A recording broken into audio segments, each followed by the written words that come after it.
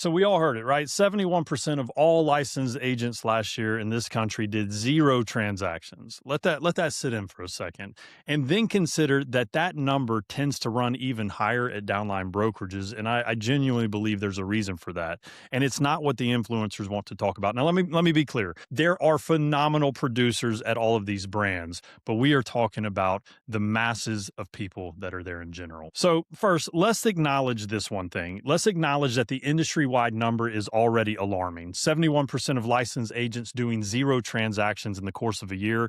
That means nearly 3/4 of everyone carrying a real estate license is not actually practicing real estate in any meaningful way. Now, there are a lot of reasons for that across the board. There's some agents that are part-time and doing just a deal or two every few years. Some got licensed and then life happened, and some are in some sort of transition. I get it. The numbers are messy.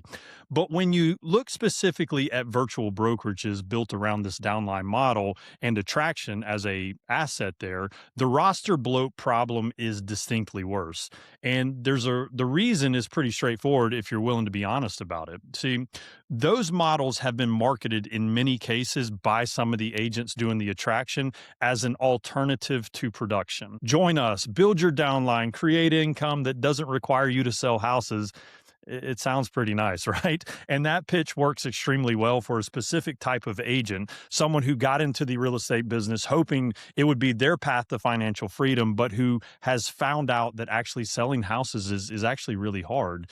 So they get sold on the idea of recruiting is the answer, that if they can just build a big enough organization underneath them, the production piece becomes optional. And they join and they try to recruit. And honestly, they find out they're not very good at it because, and I want to be clear about this, the agents who are genuinely effective at attraction are almost universally agents who are operating at a high level in their production. Their credibility, their energy, their belief in what they're offering, all of it flows from the fact that they are actually operating in the business that they're inviting others into. An agent who isn't selling anything, trying to attract other agents into a revenue share model, is asking people to join something that they themselves haven't even figured out. And other agents feel that. Guys, you have to know they feel that. So the attraction aspect of what they're trying to do doesn't work either. And now you've got someone who isn't producing, they aren't attracting, they're sitting on a roster paying those monthly fees, counting towards a statistic, and probably 6 to 12 months away from quietly letting their license go and moving on to the next thing.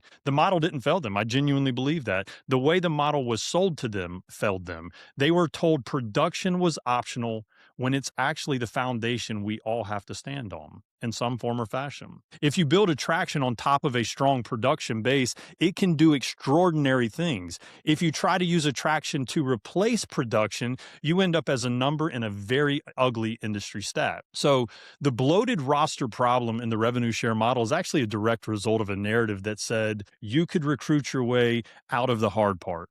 Hear me on this. You cannot. The stories you are trying to emulate have happened to less than a fraction of a percentage point of the agents trying to do the exact same thing, yet they are all selling it to you like it's common.